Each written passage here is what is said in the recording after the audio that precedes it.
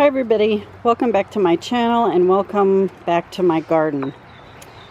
So today I thought I'd just bring the camera along for a few garden maintenance things that I'm doing. It's very hot and humid today, so you're not going to see my face, I don't think, because I'm all red-faced and sweaty. I went over to the city composting site and grabbed a bunch of buckets of compost. We have free compost that we can get that the city puts out, and I'm gonna mix them up. I've got a couple extra plants that I just couldn't bring myself to throw in the compost, so if you walk over here, I've got 3 buckets here. These are 10-gallon buckets, and we're gonna put them in there. So I'll see you right back here in 20 seconds.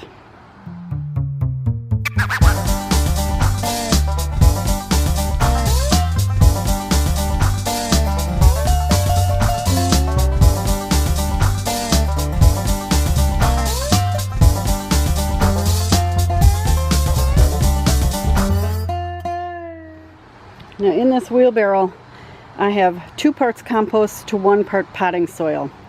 The compost is pretty rich, and if I add the potting soil in there, it just makes it a little more malleable because the potting soil I use has peat moss in it.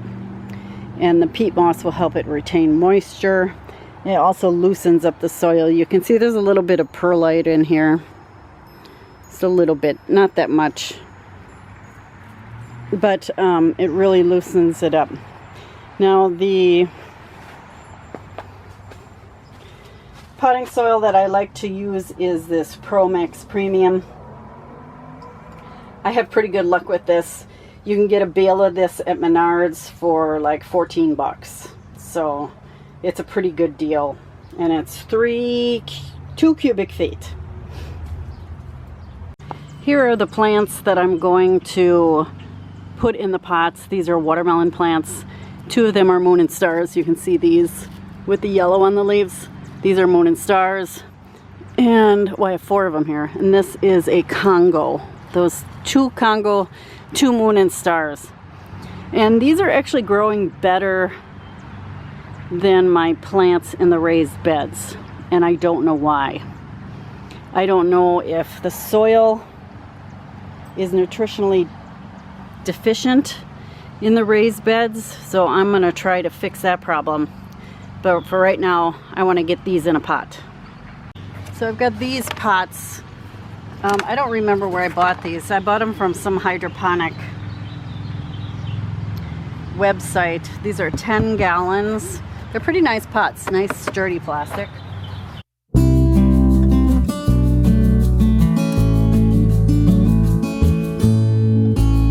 That's about all I'm going to fill them for now. I want to be able to get 3.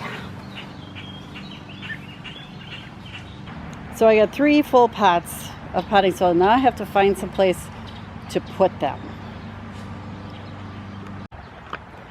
So I ended up putting 2 of these pots by my raised beds here.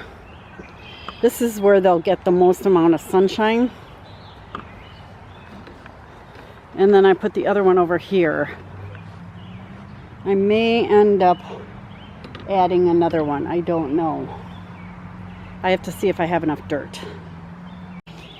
I also have this pot here that had my old onions in, and I just ripped them out because they weren't doing anything.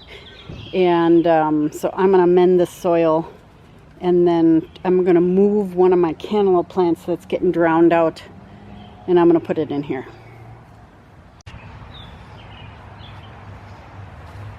So one of the nice things about these being right here is I will be able to hook into my irrigation system, and I'll have to make this longer, but I'll be able to irrigate these directly. We're heading into our dry season where the storms they're going to the north of us and to the south of us, but they're not hitting this area here. And so having an irrigation system solves a lot of problems. These are moon and stars. This particular watermelon is an oblong watermelon. It's got a big yellow circle on it with a bunch of this type of mottling on it, yellow mottling. So I'm just gonna make a little spot here for it.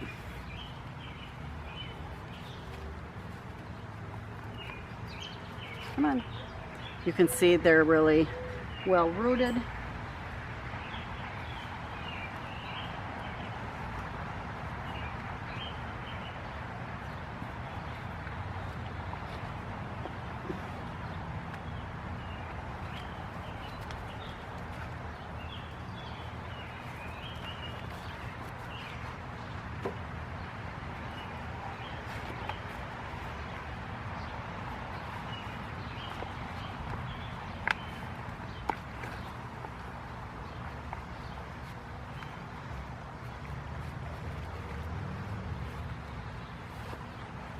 Stick.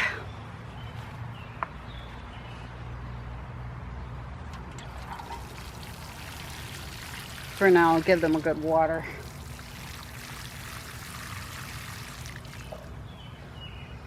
And then I will fix the irrigation system so it comes over here.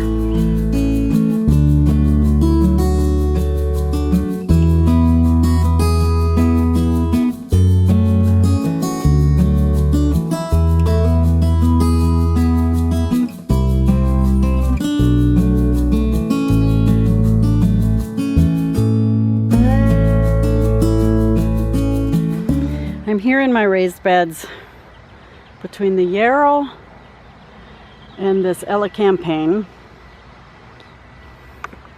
I've got this poor little cantaloupe plant in here.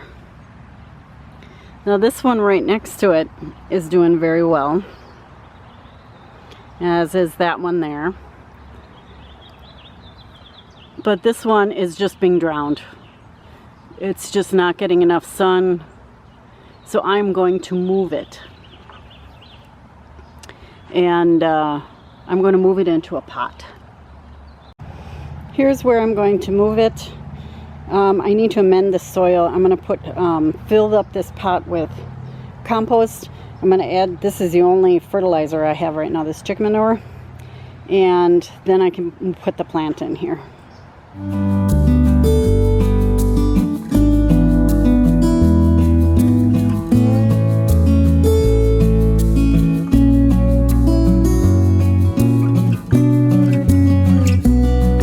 So in case you were wondering, this chicken manure is a 323. Pretty close to 555, which is what I like to use. Mix that up in there.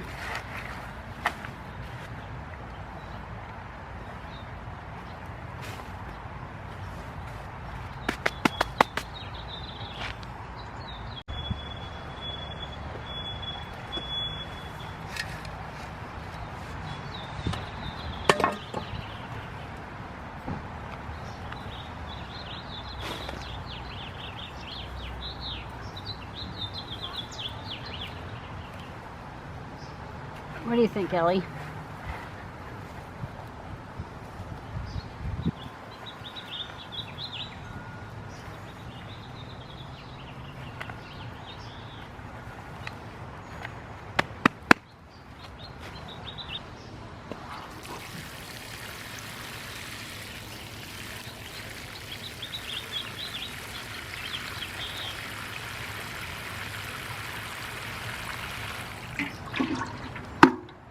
Okay, there we go.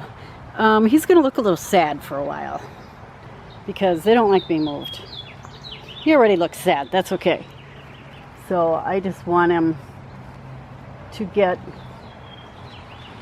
a little more sunshine and hopefully it will take off. Okay, here's my other dilemma in the garden. Is I've got these watermelon plants here. This is a moon and stars. What is this one? This is mystery watermelon. They're just not growing, and I don't know why. And it might be because they're not getting enough sun. So I grabbed some trellises and I'm going to try to contain these yarrow, which, I mean, how lovely are these yarrow? Look at the lavenders and the purples and the pinks and the whites and the creams. I mean, it just makes my little gardening heart go pitter-pat. Just so pretty, but I want to try to contain them a little bit because they're falling, like you can see here. This one is falling into the watermelon and they're just not growing. So the first thing I did, desperate times called for desperate measures, is I gave them a really good drink with this Miracle-Gro liquifeed. And I'll probably do this again in a week. And I basically filled up this 2-liter bottle with this mixture. You put this in a, it's got like a feeder thing that you attach to your hose and it regulates how much you get. So I filled that up. So it got a really good drink of this Miracle-Gro. And then I'm going to put pure compost. I'm going to rake back the leaves, put the compost down around it, and put the leaves back. And in hopes that it will give them the nutrients. I think they're either lacking nutrients or they're lacking sun. And I don't know which. So we're going to try to fix both problems at once. On the other side of my garden, I have this sugar baby, and then I have a Congo watermelon here.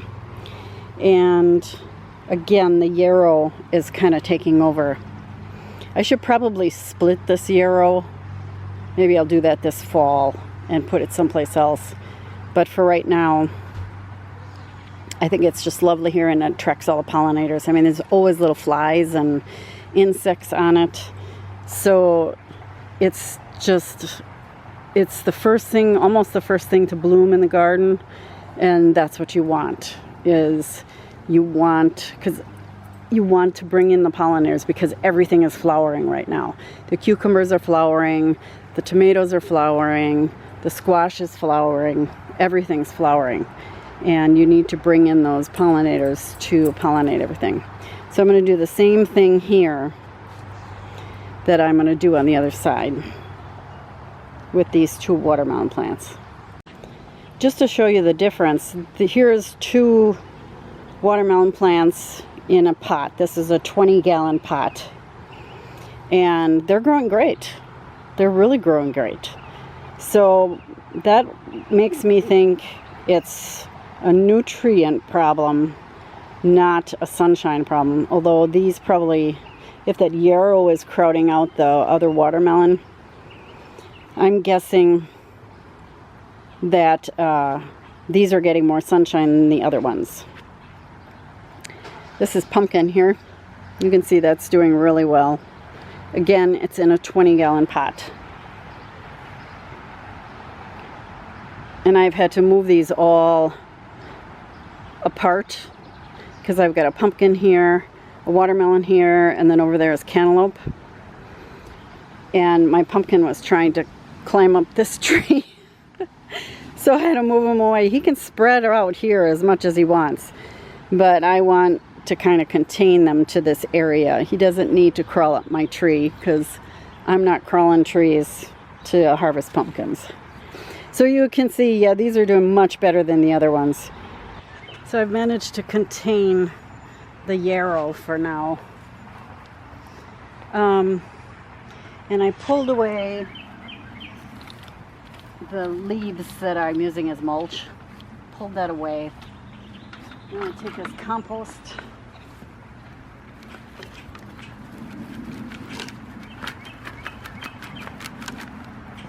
And I want about 1 inch of this compost as top dressing.